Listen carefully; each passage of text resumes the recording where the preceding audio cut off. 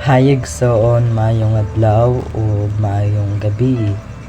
Another day and great opportunity again to share the word of the Lord sa imo karon, and gusto ti kay encourage pinaagi sa pulong sa Ginoo.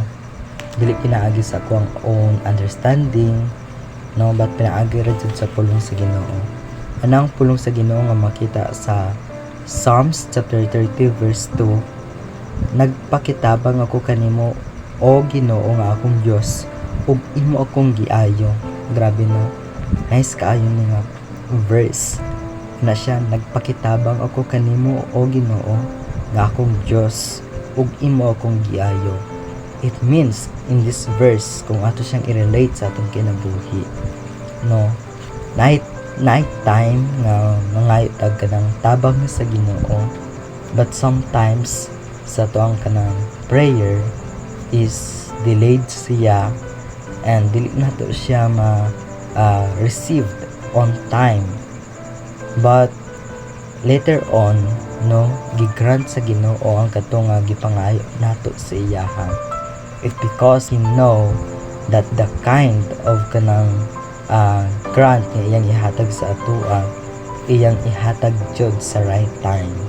In this verse, ginatudluan ta niya kung paano magpasalamat sa Ginoo, and kung paano ta kanang maghatag og kanang appreciation sa iyaha sa mga kanang nabuhat niya sa atuang kinabuhi, kung paano ta niya ginatabangan sa mga na-experience nato ba nga kalisod.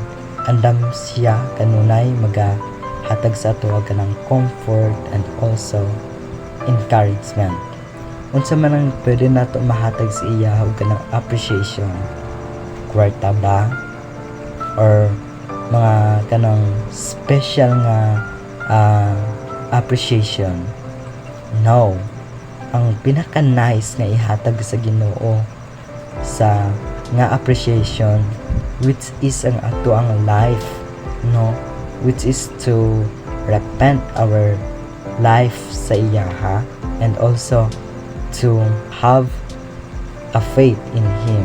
Because through that we believe nga ang Ginoo, no, katunga appreciation nga atong ihatag sa iyaha, very gina-appreciate niya. Brothers and sisters, in this verse gina-emphasize niya kung unsa pagkamaayo ang Ginoo. His act is perfect, no, His kanang purpose is perfect, and also He is just and He is righteous God. Imagine this, night time nga nawadaan ta og kanang kusog, no, na hopeless ta, but He willing to rescue us, no, He willing to reminds and to encourage us nga dili pa ulahi ang tanan.